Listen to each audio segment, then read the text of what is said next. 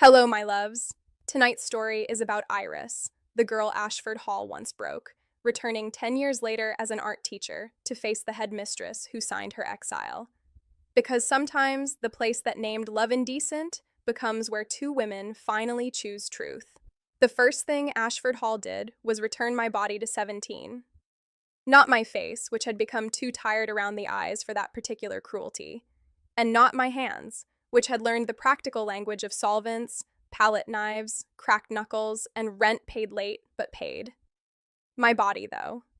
It remembered before I had the dignity to stop it. The moment the taxi left me at the turning circle beneath the stone portico, my stomach folded inward with the old, exact panic. My shoulders lifted as if I were hiding contraband under my coat.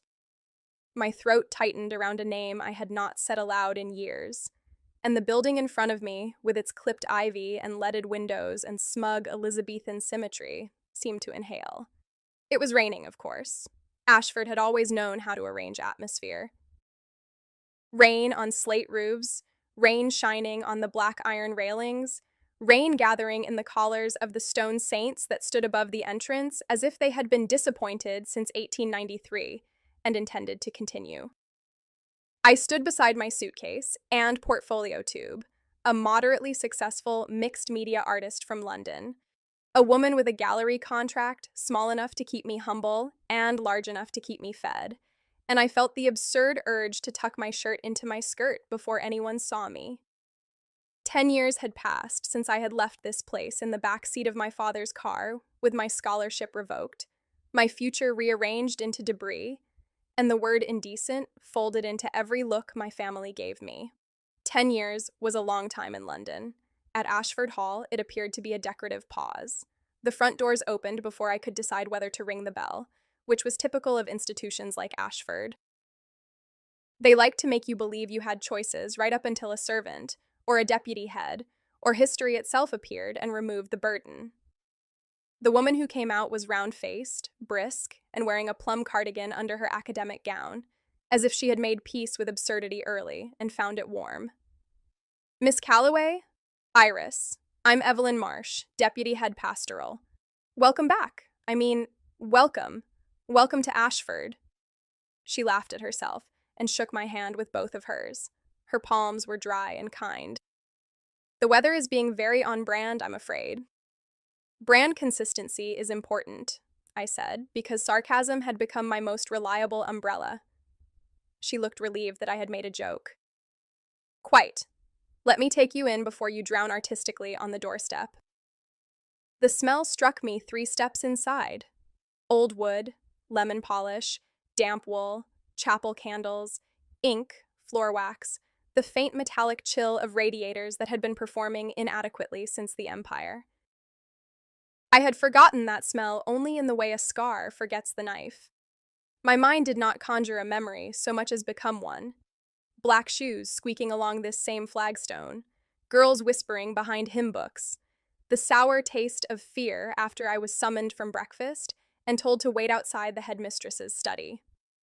I had spent years making art from fragments, torn school reports, antique lace, burned photographs, the gold leaf I used like an accusation. I had thought I was the one arranging the past. Then Ashford opened its doors and arranged me. Evelyn Marsh chatted as she led me through the entrance hall, past portraits of dead headmistresses arranged in oil and moral certainty. She told me about the modernization initiative, the new bursary fund, the need to make the arts more visible in a curriculum still addicted to exam results and Latin mottos. She had no idea that one of those mottos, carved above the chapel arch, had hovered over the worst night of my adolescence like a bad translation of God. She did not know I had been here. Not properly. That was clear from her easy tone, from the way she pointed out the great staircase and said, "You'll learn your way around soon enough," as if my feet had not already begun turning by memory.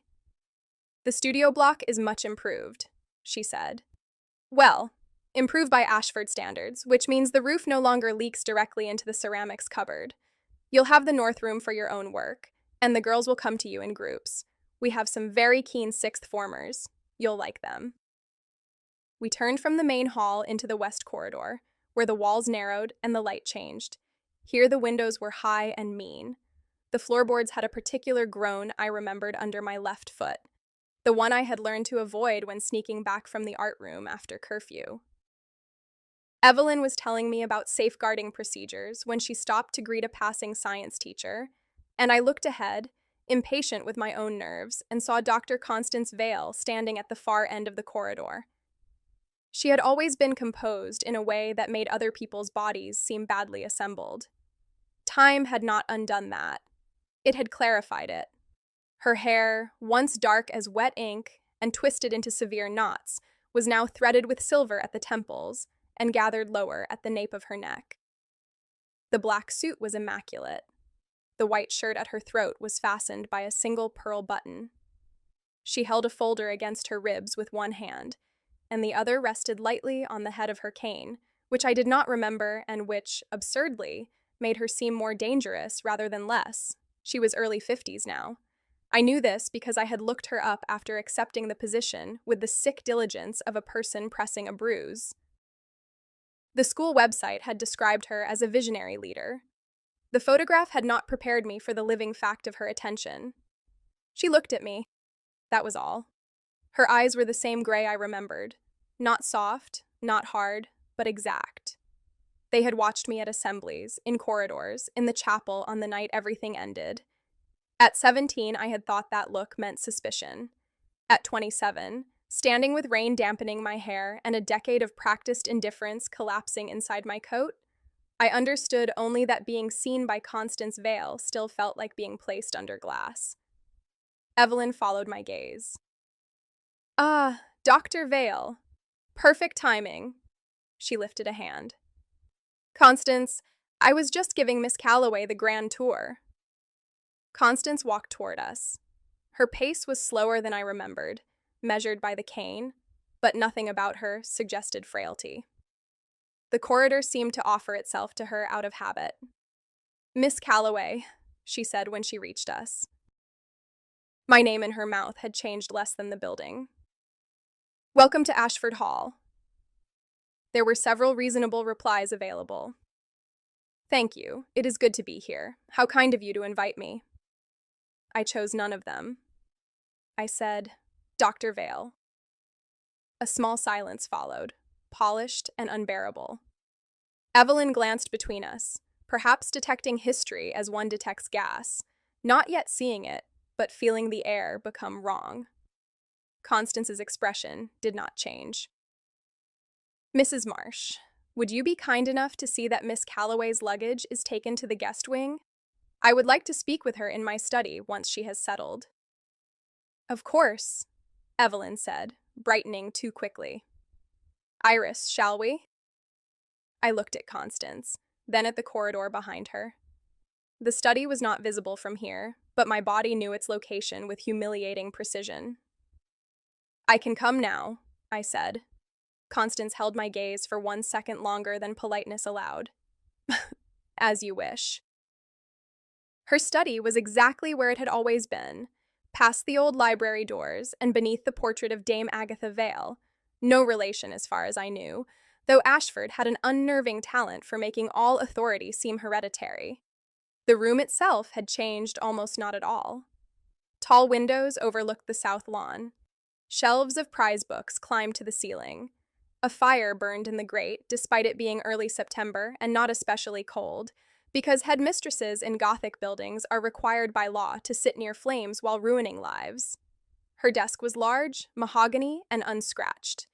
I remembered standing in front of it with my hands clasped so tightly my nails left crescents in my palms, while Constance, then 41 and newly headmistress, read from a document that had already decided me. Now she gestured to the chair opposite her. "Please sit." I stood last time. The words came out before I could civilize them. Constance paused, then lowered herself behind the desk with care. The cane rested against the chair. "Yes," she said. "You did." I sat, because refusing would have made me 17 again, and I had not come all this way to obey a ghost by contradicting it. The leather was cold beneath me. Rain moved over the windows in thin, nervous lines. Constance placed the folder on the desk, but did not open it. I understand Mrs. Marsh did not know you were a former pupil, she said. That depends on what you told her. I told her you were an artist whose recent work would benefit our students. That was the truth. How refreshing. A flicker crossed her face. Not quite pain, not quite amusement. She was not involved in the appointment. No, I said. I gathered that when she didn't look at me like unexploded ordnance. I chose to offer you the position. There it was, at last, set on the desk between us like a blade. I had imagined this meeting too many times and in too many keys.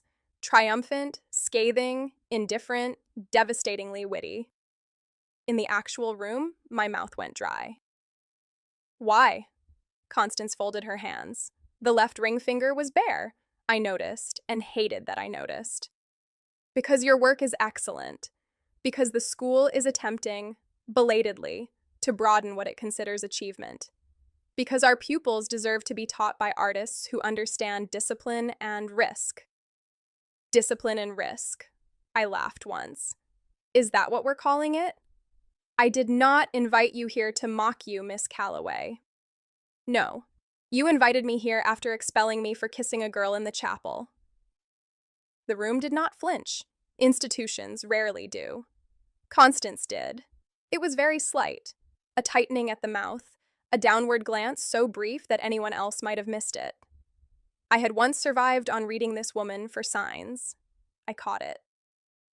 The formal record stated a serious breach of conduct. The formal record can rot. Yes, she said. I stopped. Anger is a door one expects to push hard against. It is disorienting when it opens. Constance looked at me, and for the first time that day, I saw fatigue beneath the precision, something worn smooth by private handling. I will not pretend the wording was adequate. I will not pretend the consequences were proportionate. At the time, the governors were involved, your parents were involved, and the school was in a very different place. And you were a helpless ornament on a mahogany desk? No. The answer was quiet and immediate. It struck harder than a defense. Constance breathed in through her nose. I signed the papers. I had thought hearing her say it would satisfy me. Instead, it made the air shrink. You signed away my scholarship. Yes. You sent me home to parents who spent the next year speaking to me as if I'd brought plague into the kitchen. I know some of what followed, not all. Of course not. There wasn't a pastoral spreadsheet for that. No. Her refusal to become cruel back at me was infuriating. It left my anger without a mirror, thrashing in the open. I gripped the arms of the chair. So why now? Did you need a redemption project? A lesbian artist in residence to put in the prospectus between the diversity statement and the girls in goggles pretending to enjoy chemistry? Her eyes sharpened. Do not reduce yourself to our marketing. That's rich. It is also sincere. The fire shifted in the grate. Somewhere beyond the door, a bell rang, and the sound moved through me with old obedience. Constance heard it too. Her gaze flicked toward the door, then back. I asked you here because Ashford harmed you and then used propriety to call the harm necessary. I cannot undo that. I can only make a different decision now. That is still institutional, I said. My voice had gone low. You understand that, don't you? Even your guilt speaks in policy. For a moment, she looked almost older. I do. What are you not saying? Her hand moved, not quite reaching for the folder. More than is appropriate for a first meeting. I stood. The chair scraped the rug with an ugly sound. Appropriate. God, I missed that word. It has such lovely teeth. Miss Calloway. No. I leaned forward with my palms on her desk, close enough to see the fine lines at the corners of her eyes, the controlled stillness of her hands. You don't get to summon me back here. Tell me you chose me, admit just enough guilt to sound humane, and then hide behind appropriateness. I came because apparently I am more foolish than my therapist suspected. I came because some part of me wanted this place to look at me and choke on what it threw away. But you are not allowed to make me feel like the reckless one for asking why. Constance did not move. You are not reckless for asking. Then answer. The silence was long enough for honesty to approach and lose its nerve. At last she said, "Because I remembered you." It was not enough. It was too much. I straightened as if she had touched me. How flattering. I do not mean sentimentally. How disappointing. I mean that the decision remained with me. Your file, your work, your face in this room. I have made many decisions at Ashford, some right, some cowardly, some dressed as duty because I lack the courage to call them fear. Yours did not leave me. I should have had something clean to say. Instead, I looked at the shelves behind her, at the prize books no one read, and felt the old wound stir with a new, unwelcome complication. "Well," I said, "congratulations on your haunting." Then I left her study before she could reply. The first weeks at Ashford were a masterclass in behaving as if one's nervous system had not been excavated and left in public view. I taught on Monday mornings in the North Studio, a long room with windows that collected the pale light and made it useful. The walls had been painted white over decades of adolescent fingerprints, though here and there old color bled through at the edges like rebellion under primer. My pupils arrived in groups of 12 or 15, glossy-haired, overburdened, smelling of expensive shampoo and anxiety. They wore their uniforms as if each pleat had a moral implication. I had expected to resent them. Instead, I found myself helplessly tender toward the ones who hovered too long over a blank page, terrified of making a mark that could not be explained. "Art is not a court appearance," I told a lower sixth girl named Priya when she asked whether her collage was allowed to be ugly. "It doesn't need an alibi." She blinked at me, then smiled as if I had passed her a key under the table. They were bright, maddening, funny when they forgot to be polished. They reminded me of myself, and not of myself. I had been sharper at 17, hungrier, less able to hide the fact that beauty could make me stupid with wanting. I watched two girls at the sink, one flicking paint at the other's sleeve, their laughter quick and private, and felt time fold its paper again. I wanted to protect them from every corridor I had ever walked. I also wanted, less nobly, for them to know how lucky they were to be laughing in daylight. Constance moved through those weeks like a recurring note in music I had not agreed to hear. At morning assemblies, she stood at the lectern beneath the carved motto and spoke about integrity, exams, the autumn charity drive. Her voice had not changed, low, even, capable of stilling 300 girls with a pause. I sat among the staff in the back row and tried not to remember kneeling on those same chapel tiles with Clara Whitcomb's hand on my cheek and a candle guttering beside us. Clara, who had cried before I did. Clara, whose parents had removed her quietly 2 weeks later and sent her to a school in Switzerland. Clara, who had married a man in Geneva at 24, according to a photograph I once found while drunk and unwise.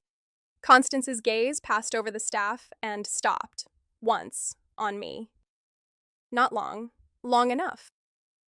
At faculty dinners, we sat at opposite ends of the long oak table, while conversation performed its little civilized dances around us. Evelyn liked to discuss pastoral trends. Mr. Sayer, from history, liked to discuss himself. The bursar spoke only when provoked by financial inaccuracies. Constance listened more than she spoke, which made everyone speak slightly better in her presence. I hated that I admired it. I hated more that when she did speak, cutting through a lazy assumption with one precise sentence, I felt the old involuntary pull of attention. At 17, I had thought her terrifying because she seemed to see everything. At 27, I began to suspect that seeing everything had cost her dearly. Our encounters were small and intolerably charged because nothing in them justified the charge. She held a door for me near the library, and our hands nearly met on the brass handle.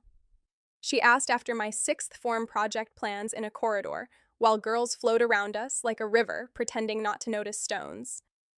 Once, during a rainstorm, I found her in the cloister, watching water pour from a broken gutter onto the lavender beds. The maintenance request has been pending since June, she said.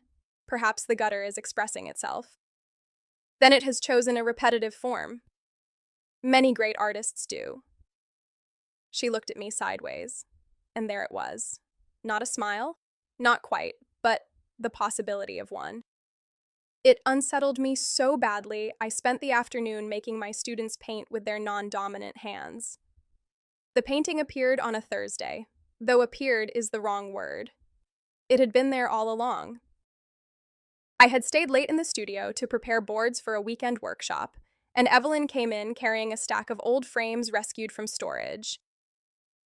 "Constance thought you might find these useful," she said, setting them down near the sink. "They're clearing one of the attic rooms. Centuries of schoolgirl watercolors, apparently.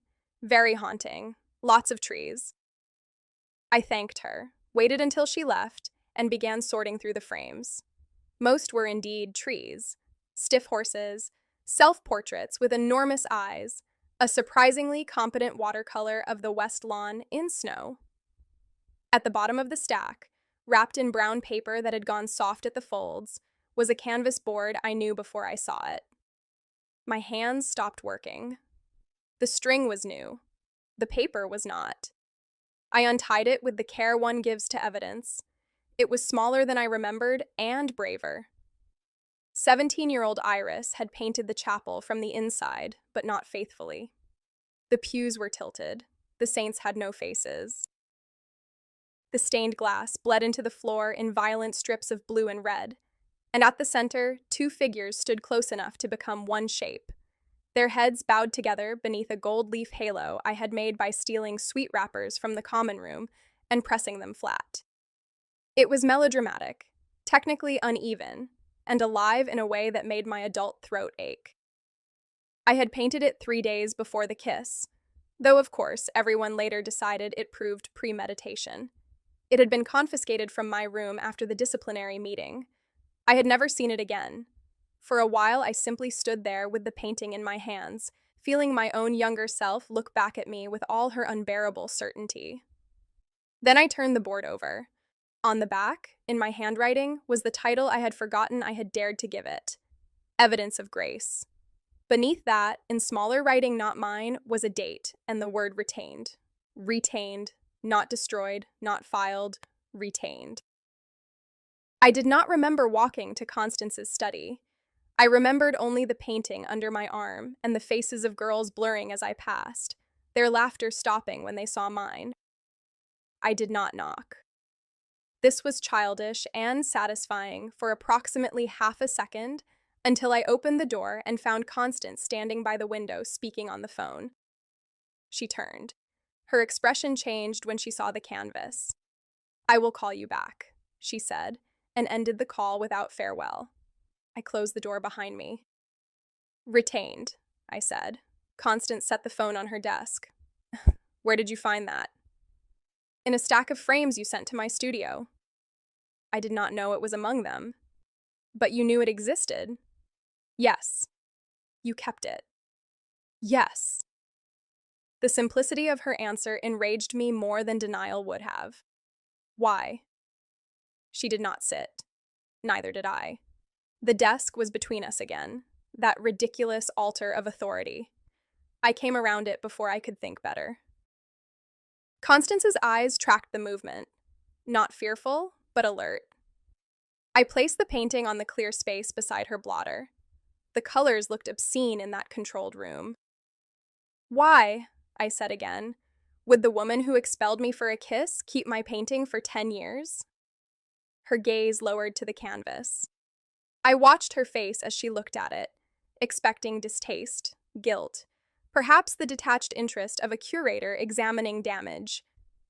Instead, I saw recognition so naked she might as well have put her hand over her heart. It passed quickly, but not quickly enough. "I kept it because it should not have been taken from you," she said. That is not an answer.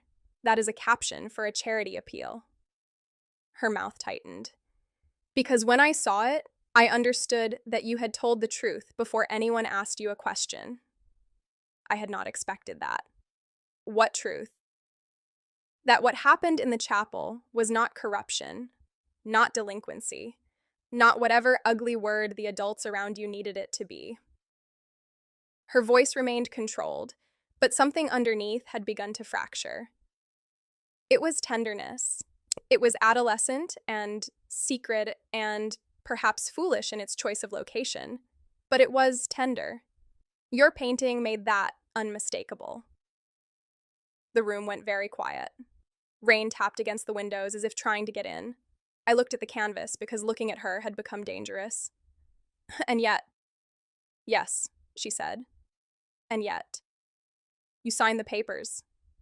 I did. You let them call it indecent. I did. I laughed, but it broke wrong in my mouth.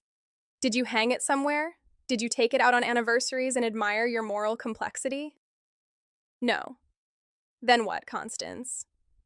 Her name came out before I could stop it, and it changed the air. I saw her hear it. I saw her decide not to correct me. Did it make you feel better to keep a souvenir? At that, she looked up. No, it made me feel worse. Good. Yes. The word struck me again. I wanted her to fight me. I wanted the clean old villain I had carried, the elegant executioner with a fountain pen.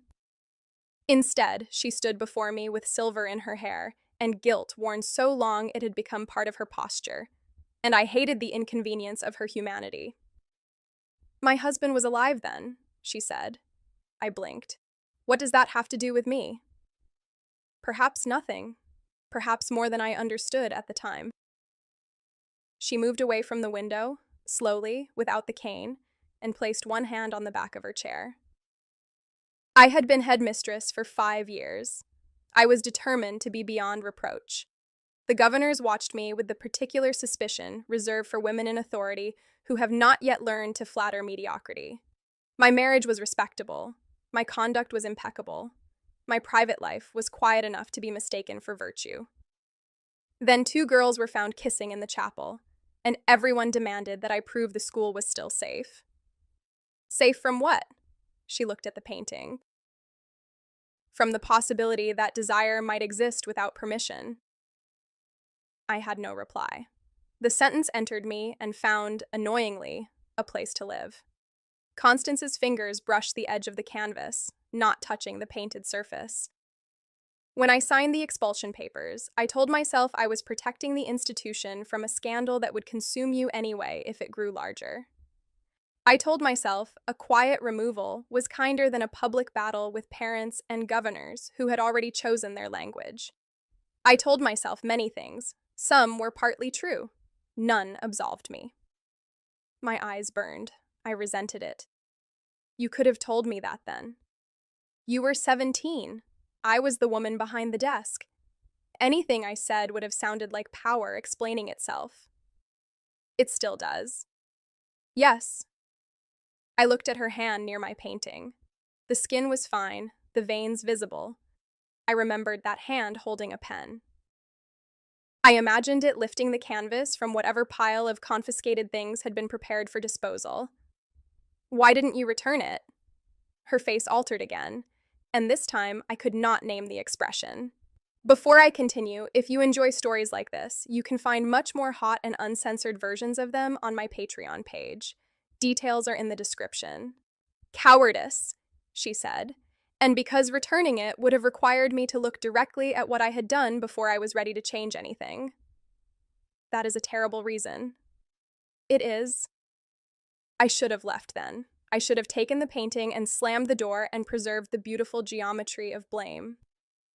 Instead, I stood beside her desk, both of us looking down at the chapel as I had painted it.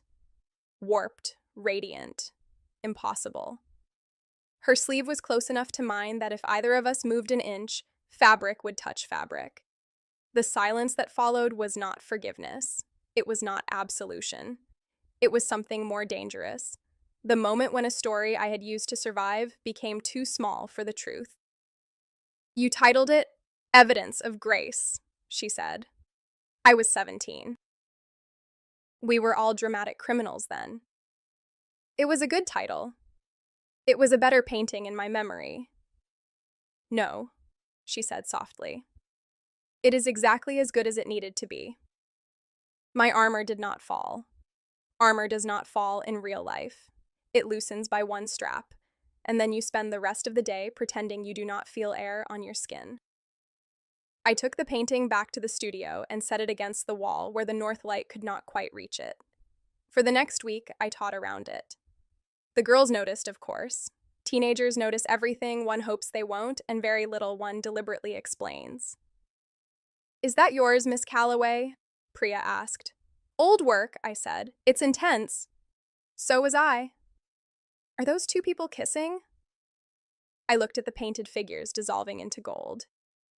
They're standing close. Priya gave me a look of profound pity for my cowardice and returned to her lino print. Half-term arrived with the theatrical exhale of any boarding school temporarily emptied of its audience. Trunks rolled. Parents in expensive cars collected daughters who became children again the moment they saw their mothers. By Friday evening, Ashford was almost quiet. Almost, because old buildings are never silent. They click, settle, mutter in pipes, confess through floorboards. I had intended to go to London. I had even booked the train. Then a storm washed over the county. The line flooded near Sevenoaks, and I accepted fate with suspicious eagerness. Evelyn left to visit her sister in Bath. Most of the faculty vanished. The remaining staff were a skeleton crew of the devoted, the lonely, and those with nowhere better to be. I did not ask which category contained Constance.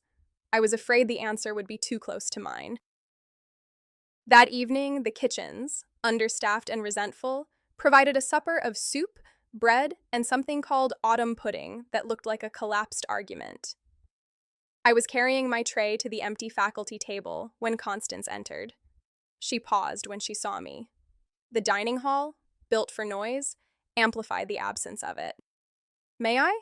She asked, indicating the seat opposite mine. It is your school. That was not what I asked. I looked at her. Yes.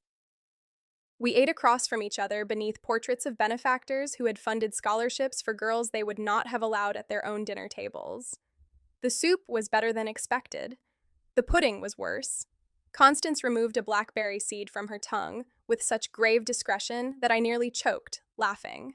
She looked offended for half a second, then her mouth betrayed her. After that, conversation became less careful. She told me her husband had been named Edward, a doctor. Kind, clever, often absent in the way good men are praised for when their work is important enough. They had married when she was 26, and he was 34. It was considered a very sensible match, she said, looking into her tea. My mother cried with relief. Relief? That I had been claimed by a life she understood. The words were quiet, but the dining hall seemed to hold them. I tore a piece of bread into smaller and smaller pieces. Were you unhappy? She considered the question with the seriousness she gave everything, which was one of the reasons she unnerved me. Not in the way people mean when they ask. Edward was not cruel. He was generous. He respected my work, though he never quite understood why I gave so much of myself to a school. We had companionship. We had routines. When he became ill, I cared for him, and there was tenderness in that. Real tenderness. She paused. But there was a room in me I did not enter. I built a life around not noticing the door. I felt the sentence move through me. And after he died, I discovered that grief can be both enormous and incomplete. I missed him. I mourned him. I also understood, with a guilt that felt indecent in its own right, that a life had ended which I had been using to excuse my absence from myself. It would have been easy to make some clever remark. I did not. The portrait stared down with ancestral disapproval.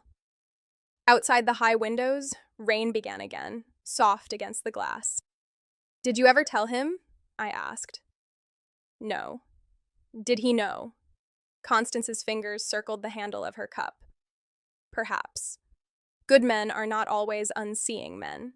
Sometimes they are simply polite enough not to ask questions whose answers would rearrange the furniture. I looked at her hands. That sounds lonely. Yes, she said. And then, after a moment, I believe you know something about that. The words should have felt presumptuous. They did not. I built a whole career out of it, I said.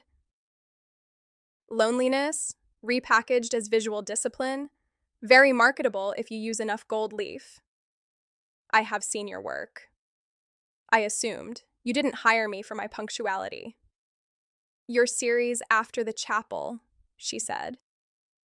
I went still. That series had made my name in the small, unglamorous corner of the London art world that cared about queer memory, institutional harm, and expensive paper. I had never named Ashford in it. I had not needed to. Which piece? All of them. Of course. The one with the torn hymnals stayed with me. That one sold to a dentist in Brighton. A discerning dentist. I laughed again, less sharply. You looked at my work for 10 years? Not constantly. That would be alarming. Reassuring distinction. But yes, I followed it. I should have felt invaded. Perhaps I did, partly. But beneath that was something more difficult. The knowledge that the girl Ashford had tried to erase had not vanished entirely from this woman's sight. Why didn't you ever contact me? What would I have said? Sorry is traditional. I was not brave enough for sorry until it was too late to be useful. The dining hall lights hummed overhead.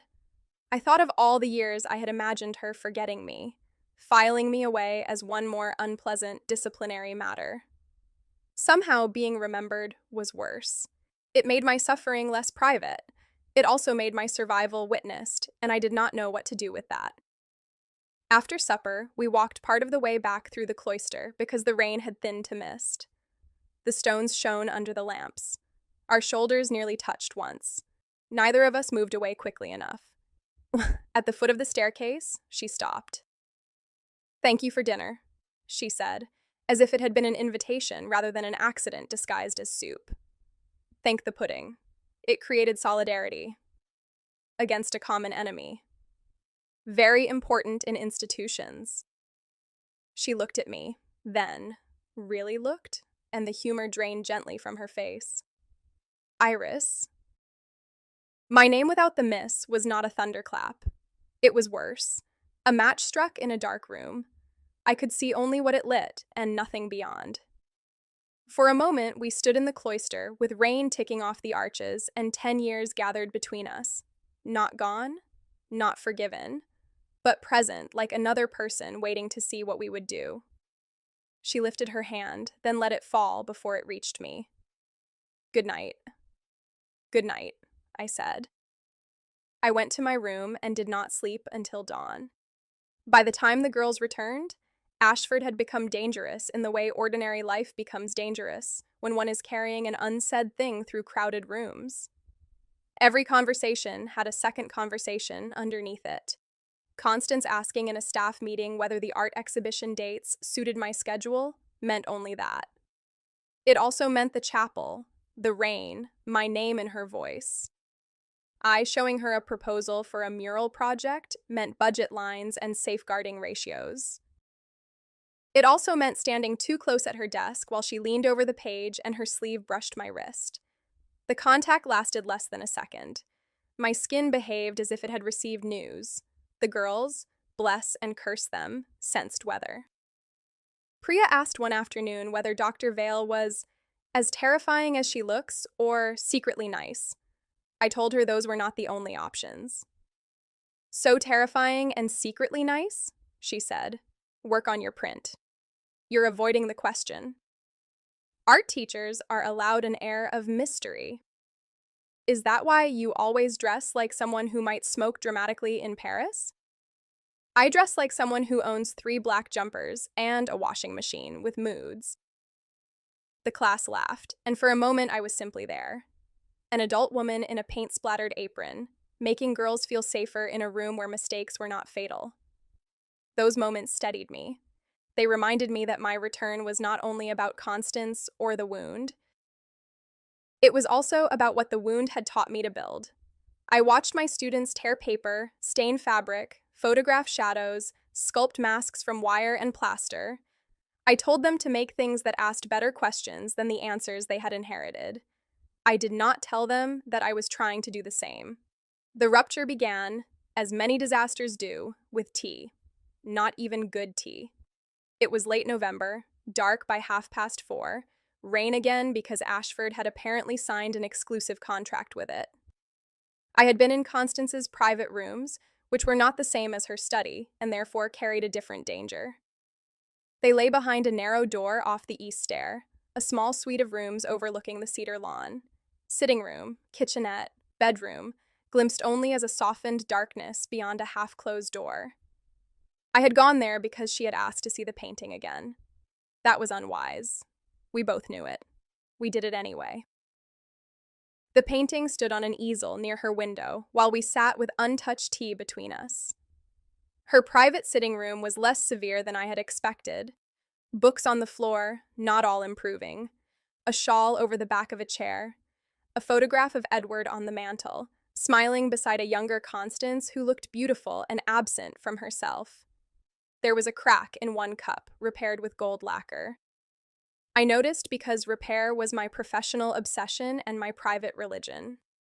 "Did you mend this?" I asked, touching the cup's handle.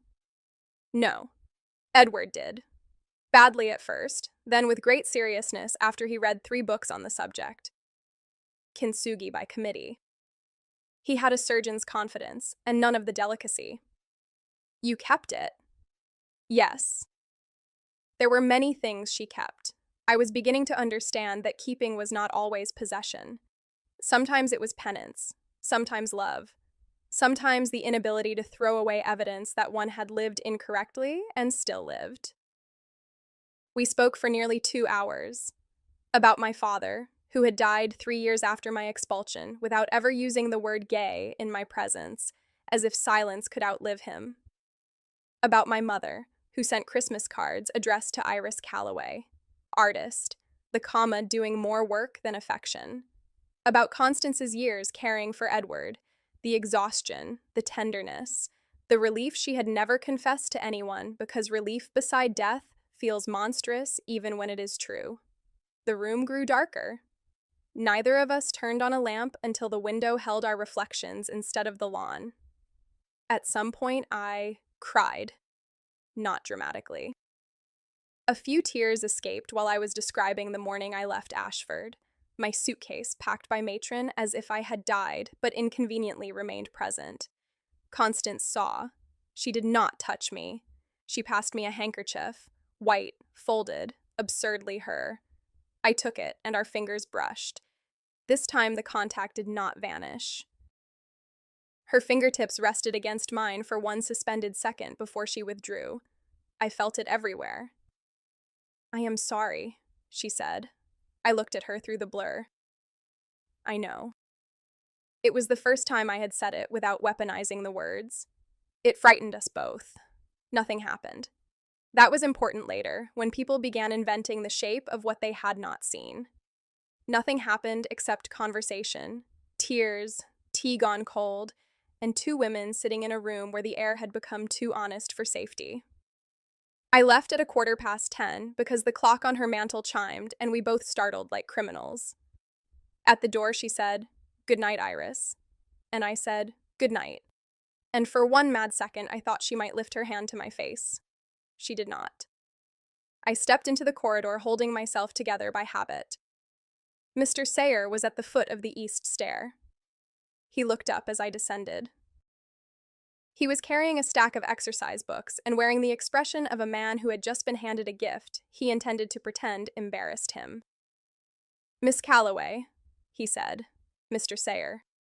Working late?" "Clearly." His gaze went past me to the stair, to the narrow door above. "Admirable dedication." There are moments when the future can be heard arranging its furniture. This was one of them. I walked past him without reply. But by breakfast the next morning, the faculty dining room had acquired a hum. No one said anything direct. Directness would have been vulgar, and Ashford preferred its vulgarity perfumed. Conversations paused half a second too late when I entered. Evelyn looked worried and kind, which was worse than suspicion. Mr. Sayer discussed the importance of boundaries in education while buttering toast. Constance arrived 5 minutes later, surveyed the room once, and became unreadable. The governor's comment came 3 days later at a reception for donors in the Great Hall. I was there because my students' work lined the walls, and because Ashford liked artists in residence visible when money was nearby. I wore a black dress from a charity shop, and earrings shaped like small knives. Constance stood beneath the portrait of the founder, speaking with Sir Malcolm Vane, chair of governors, a man whose smile had the warmth of a locked filing cabinet. I was close enough to hear him say, "After the incident years ago, one does hope all new appointments are being handled with particular caution." Constance's face did not change. "All appointments are handled with appropriate care." Of course. Still, optics matter, especially with former pupils returning in unconventional capacities. I watched her hand tighten on the stem of her glass. Only that. Then even that was corrected. "Miss Calloway is an accomplished artist and a valued member of staff." "Naturally," he said, in the tone men use when naturally means we both know I am being polite. I turned away before my expression could become an incident. The great hall blurred with candlelight, donors, girls in blazers proudly explaining their work to people who nodded as if creativity were a charming local custom. History had not repeated itself exactly. History is too lazy for exact work. It rhymed. A corridor. A woman in authority. A whisper about impropriety. The institution gathering its robes around itself. My stomach folded again, 17 and sick. The next day, Constance called me to her study. I knew before I entered that the room had won. She stood behind the desk, not sitting.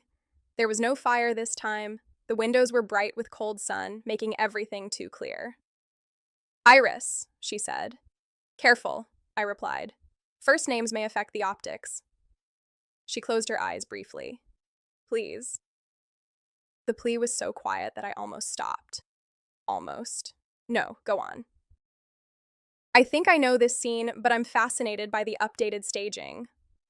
I have spoken with Sir Malcolm. I'll bet. There is concern." "About what? Tea? Conversation? The terrifying possibility that women over 25 might have inner lives?" "About perception. About the implications of a headmistress spending private time with a member of staff whose history with the school is already sensitive." "Sensitive, another word with lovely teeth." "I am trying to protect your position." I laughed. It came out sharp enough to cut me.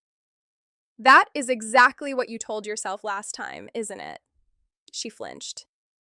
There, I had wanted to hurt her and succeeded. It gave no satisfaction. "Yes," she said, "and that is why I am trying to speak plainly now." "Plainly would be. They are whispering, so you are moving away." "Plainly would be, I have power here, and because I failed to understand the full consequences of that once, I refuse to be careless with it now." "Nothing happened." "I know." "Do you? Because you are standing there like a magistrate." "I know nothing happened," she said, and her voice cracked just enough to reveal the strain beneath. "I also know that if speculation grows, it will attach itself to you more viciously than to me. You are younger. You are temporary. You are already marked by the story this school told about you. I will not allow them to make you vulnerable again because I wanted—" She stopped. The unfinished sentence rang louder than if she had completed it. Because I wanted you. Because I wanted not to be careful. Because I wanted one evening in a room where I did not have to be only what the school required. I stepped closer to the desk. "Wanted what?" Her face closed. Not cruelly. Carefully. That was worse. We should maintain formal boundaries for the remainder of your appointment. The words fell with the dull efficiency of paperwork. I stared at her. There she is. Iris. Dr. Vale, I corrected. Let's be appropriate. Pain moved across her face, and I hated her for making me see it. This is not a punishment. Of course not. It's protection. It's policy. It's the elegant little cage with a new cushion. You think I do not know that? I think you know cages so well you've started decorating them. Her hand gripped the back of the chair. That may be true. Then stop. Silence. Outside, girls crossed the lawn in pairs, scarves bright against their uniforms, life continuing with its usual tactlessness. Constance looked at me, and I saw the war in her. Duty, desire, fear, habit, the long muscle memory of choosing the institution before herself and calling the ache maturity. For 1 second, I thought she would break it. I thought she would step around the desk. Instead, she said, I cannot. The words were not dramatic. They were worse. Finality rarely raises its voice. I nodded. Something inside me had gone very still. Then neither can I. I left before she could ask what I meant. Resignation is a clean word for an untidy act. It suggests principle, dignity, a letter printed on good paper. Mine was written at my studio desk with ink on my fingers, and a fury so cold it steadied my hand. I thanked the school for the opportunity. I cited personal reasons. I offered to complete the term if required, but stated that I would not be continuing beyond Christmas and would prefer to conclude my teaching within 2 weeks if arrangements could be made. It was impeccably professional. My 17-year-old self would have been disgusted. My 27-year-old self understood that sometimes the only way to refuse a story is to leave before it writes the ending for you again. I delivered the letter to Evelyn because I could not trust myself to deliver it to Constance. Evelyn read it in her small pastoral office, surrounded by biscuit tins and safeguarding posters. Her face fell. Oh, Iris. Please don't be kind. I'll become damp. I can't help being kind. It's a professional hazard. She set the letter down. Is this because of the gossip? I looked at her. She had known then, or guessed enough. It is because I have a limited appetite for déjà vu. Her mouth tightened with anger, not at me. This place, she said, then stopped as if the walls might report her. Yes. I wish you would stay. So do I said, and the truth of it surprised me. The last classes were awful in the quietest ways. The girls knew something had shifted. Teenagers are not fooled by timetables. Priya cornered me after our final 6th form session, standing beside the drying rack with blue ink on her cheek. You're leaving because of them, aren't you? Them is a broad category. The people who make everything weird. Also broad. Miss. I sighed. I'm leaving because I need to take care of myself. That's what adults say when other adults are being cowards. I looked at her, this fierce girl with ink on her face and more courage than the governor's table combined. Sometimes, I said, and sometimes it is still true. She pressed a folded piece of paper into my hand. I opened it later. It was a print of the chapel, not as I had painted it, but as Priya saw it.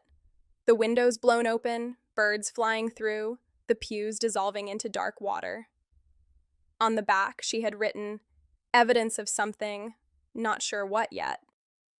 I cried in the supply cupboard, which smelled of turpentine and teenage rebellion, and felt no dignity at all. Constance did not come to the studio.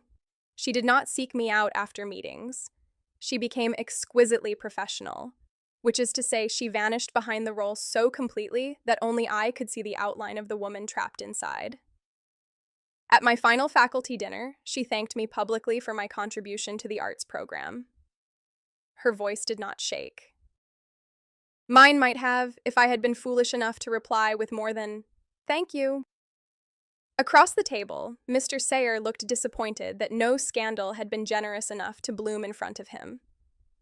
I considered pouring custard into his lap, but personal growth is made of such sacrifices. I left for London the following morning with my suitcase, portfolio, and evidence of grace, wrapped properly this time. The taxi drove down the long avenue of beaches, and I did not look back until the final bend. Ashford Hall stood in the gray distance, beautiful and poisonous, its windows catching the morning like blank eyes. I had expected to feel relief. I felt grief. That was the humiliating part. I had returned to confront a wound and found, inconveniently, that wounds are not only holes. Sometimes they are doors. Sometimes what waits behind them is not healing, but a more accurate pain. London received me with rain of its own, less theatrical and more practical. Pavement shine, bus exhaust, coffee shops steamed at the windows, a cyclist swearing with admirable specificity at a taxi. My flat in Hackney was small, untidy, and aggressively alive. Jars of brushes in the sink, canvases leaning against the radiator, a dying plant I had named Persephone in the hope that resurrection might become habit. My friend Juno had left 3 voice messages and 1 paper bag of groceries outside my door because she believed emotional collapse required carbohydrates. I ate a croissant standing over the sink and tried not to imagine Constance eating breakfast alone beneath portraits of women who had mistaken endurance for virtue. The gallery opening was on Friday in Bethnal Green, a narrow white room that smelled of wine, wet coats, and ambition.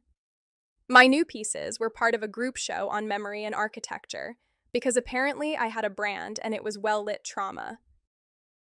There were critics who looked 12, collectors who looked preserved, artists who pretended not to care whether anyone had read the wall text. Juno wore a red suit and introduced me to people as Iris Calloway, painter of institutional ghosts, which was not inaccurate. I smiled. I answered questions. I watched strangers tilt their heads before my work and say clever things about absence, surveillance, queer reclamation, the politics of sacred space. I wanted to tell them that sacred space smelled like lemon polish and fear. I wanted to tell them that reclamation was less heroic when the person who had harmed you had hands that trembled around a teacup. One of the pieces was new, made in the frantic week after my resignation. It was called Formal Distance. I had built it from translucent layers, tracing paper, school report fragments, thin washes of gray, a line of red thread pulled taut across the surface until the paper puckered around it. There were no figures in it, only 2 chairs facing each other across a desk that dissolved before reaching the floor. People liked it. This annoyed me. Pain should not be so good for one's career. Juno found me near the back office after 9, hiding with a plastic cup of wine. She had been my friend since art school and possessed the rare gift of pity without softness. "You look like your own haunted portrait," she said. "Thank you. I was going for marketable despair." "How was the boarding school of doom?" "Educational." "Did you murder the headmistress?" "No." "Did you sleep with the headmistress?" "No." "Did you want to?" I looked at her. Juno's face changed. The joke left. "Oh," she said. "Don't." "I haven't said anything." "Your eyebrows have." "My eyebrows are processing." I leaned against the wall and closed my eyes. The gallery noise swelled and receded. Nothing happened. That is rarely the point. It is exactly the point when the institution that once expelled you for a kiss starts humming because you drank tea in the wrong room. Juno swore softly. Iris. I left. Good. Is it? She took the wine from my hand, tasted it, grimaced, and gave it back. Leaving a place that hurts you is usually good. Missing someone inside it is allowed to be complicated. I don't want complicated. I have built an entire practice out of complicated. I would like simple. I would like a woman my own age who owns no gowns, has no governors, and communicates primarily through memes. You hate memes. I could grow. Juno studied me. Do you love her? I laughed because the alternative was worse. I don't even know what that word would mean here. There is too much debris. She expelled me. She hired me. She remembered my work. She is careful in ways that hurt people. She is lonely in ways I understand. She is 52 and carries an institution on her back like a beautiful parasite. I am furious with her. I miss her voice. I want to shake her. I want her to choose something without asking permission from a portrait. That was a very long no. I noticed. Juno bumped her shoulder against mine. And what did she choose? I looked across the gallery at formal distance. At the thread pulled so tight it nearly tore the paper. The school. I left the opening early despite the protests of my gallery director, who believed artists should remain visible until all potential buyers had been emotionally cornered. The rain had intensified. I walked home because the buses were crowded, and because movement was the only thing keeping me from thinking in circles. London at night did not care about my sorrow. That was one of its comforts. People spilled from pubs, argued under awnings, kissed outside the overground station with no chapel to condemn them. A woman in a silver jacket laughed into another woman's neck beneath the orange glow of a kebab shop sign, and no one looked twice. I stood at the crossing and felt a grief so old it had become architectural. My flat was cold when I reached it.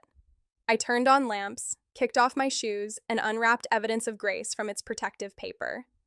I had hung it temporarily above my work table, though temporarily had a way of becoming biography. The 17-year-old figures leaned toward each other beneath their stolen gold halo. They looked less tragic in London, more stubborn.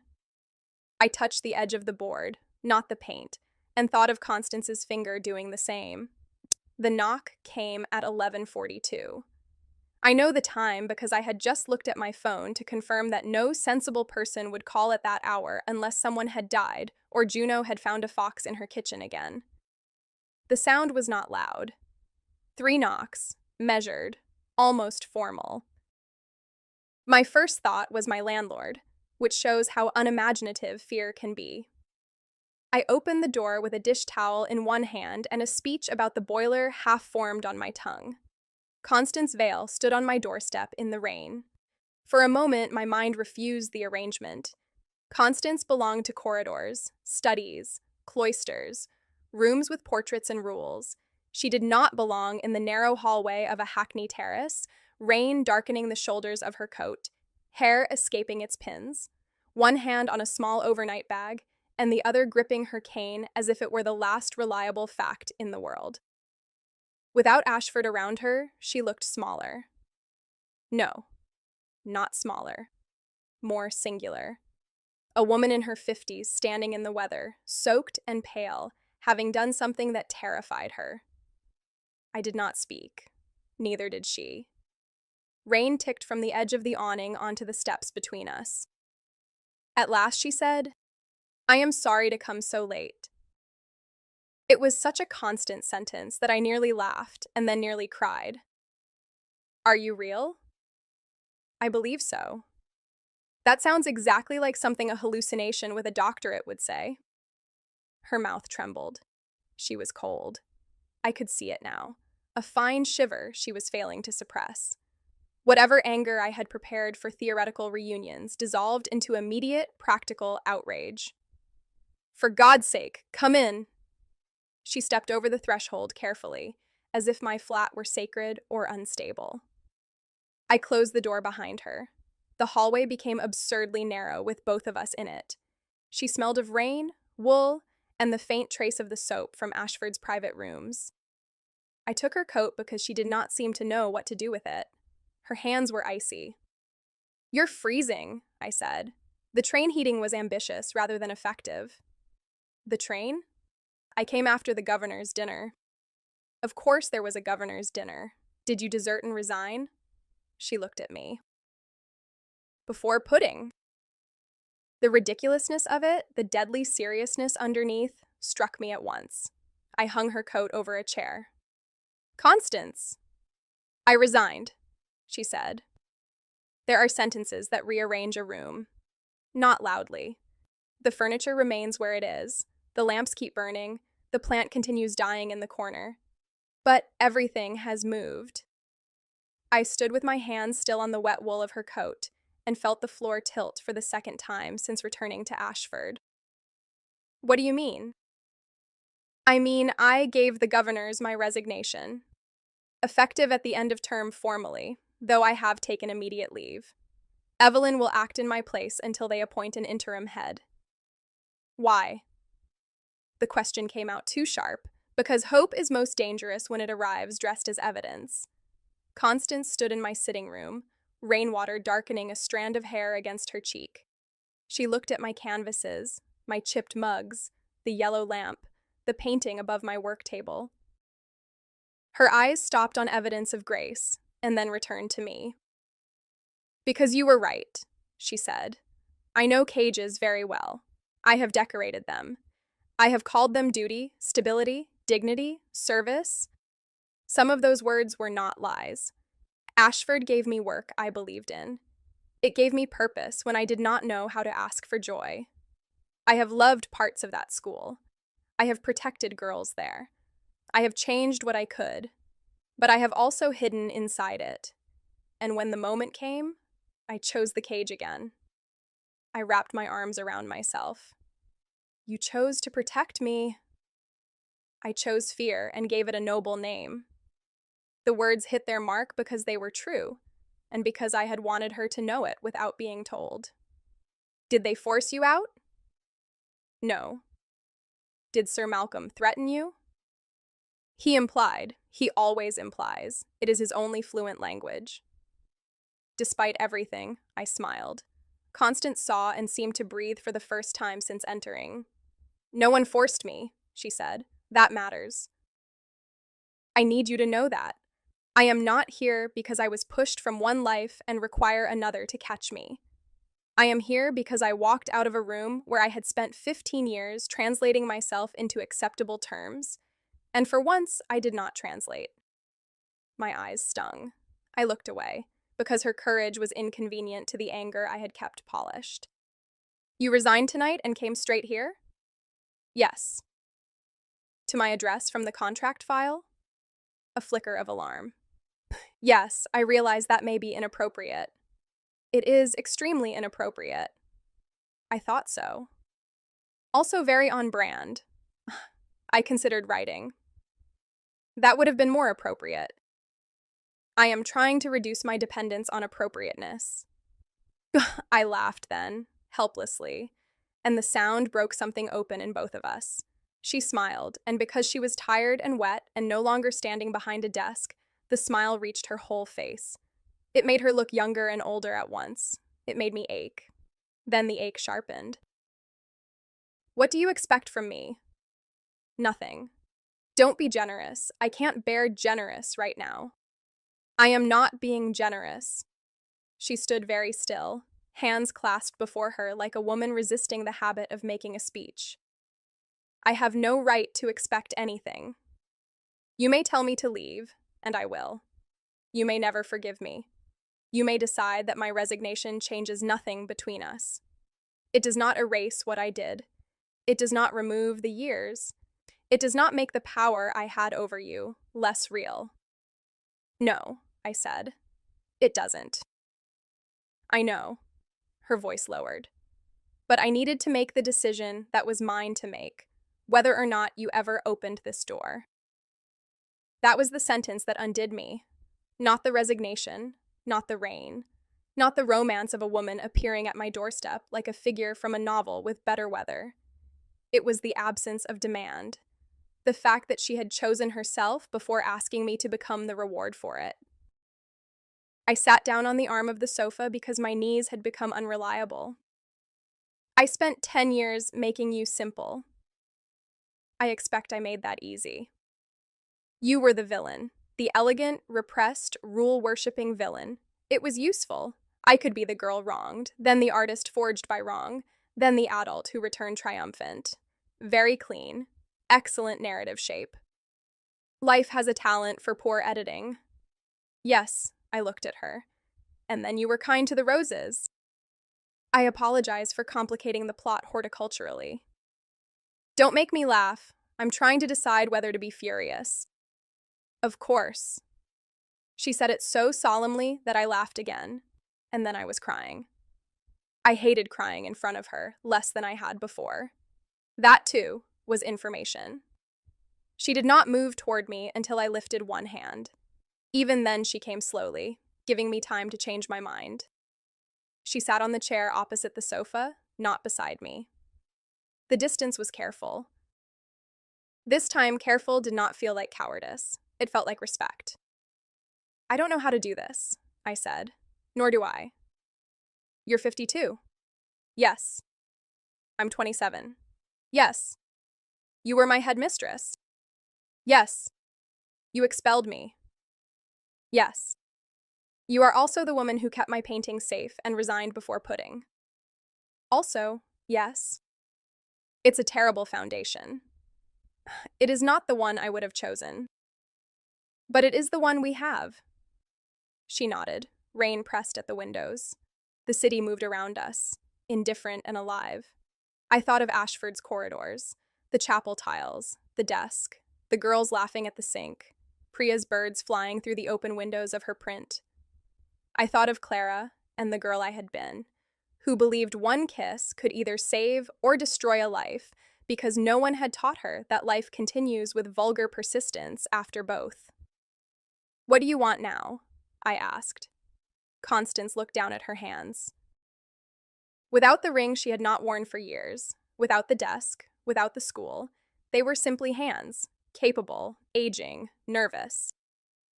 A room of my own that is not assigned by an institution, work that does not require me to disappear inside it, to learn who I am when no one is evaluating my usefulness, to apologize to you as many times as are necessary, and not mistake being sorry for being absolved. She looked up. And, if you can bear the honesty, I want to know you without the school between us. My heart moved painfully. That is a lot. Yes. I don't know if I can. I know.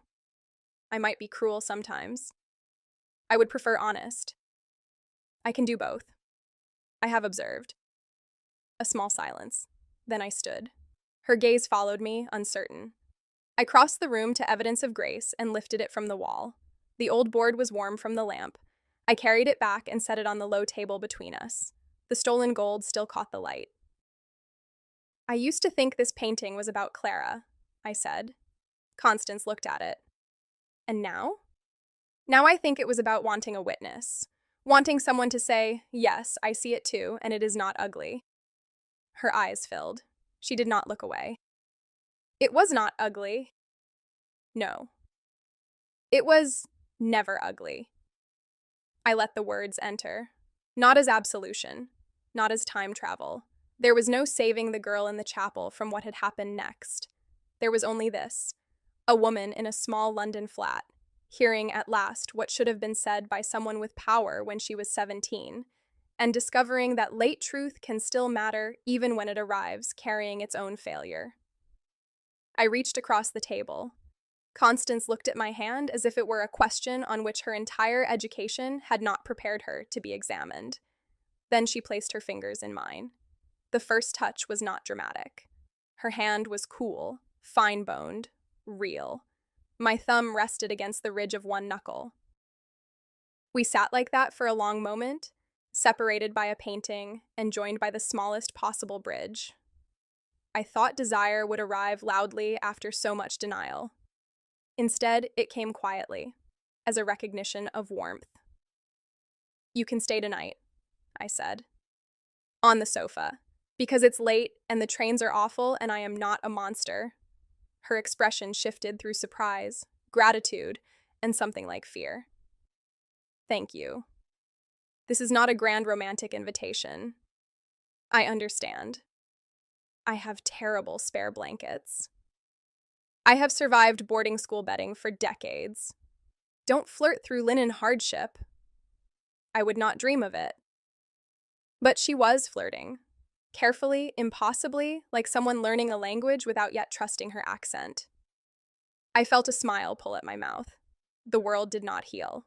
The decade did not close like a book. But something in the room changed from aftermath to beginning.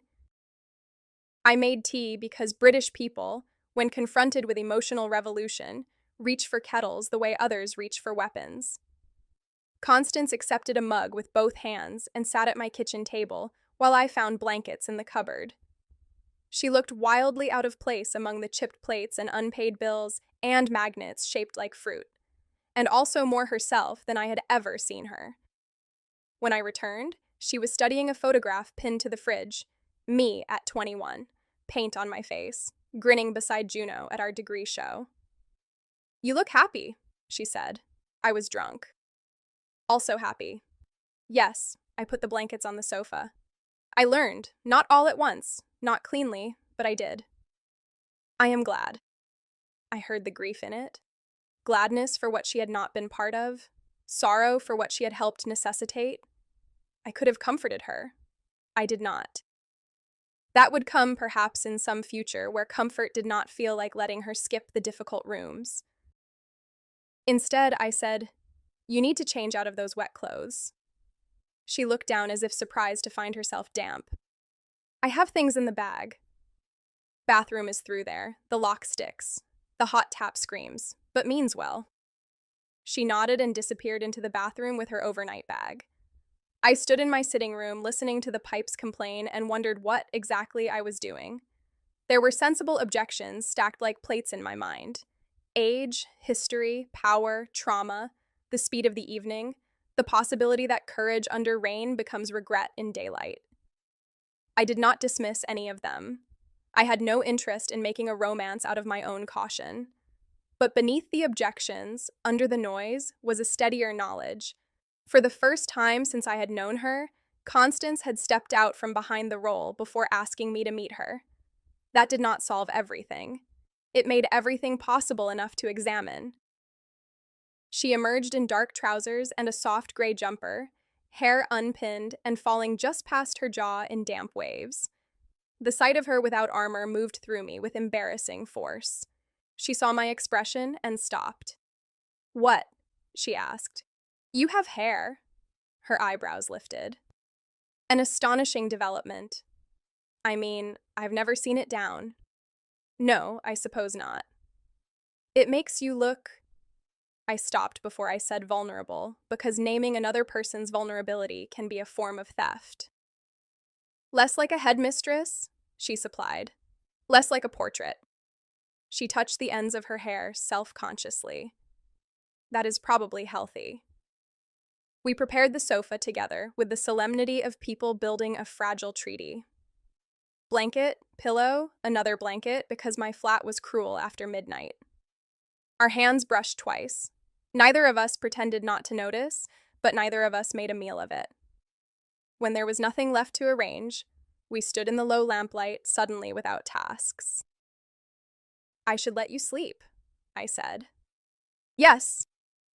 Neither of us moved. Constance looked at me, and her face held more fear than desire, which made me trust the desire more. "Iris." The name crossed the room and reached every version of me that had ever wanted it spoken differently. I stepped closer. "This can't fix it."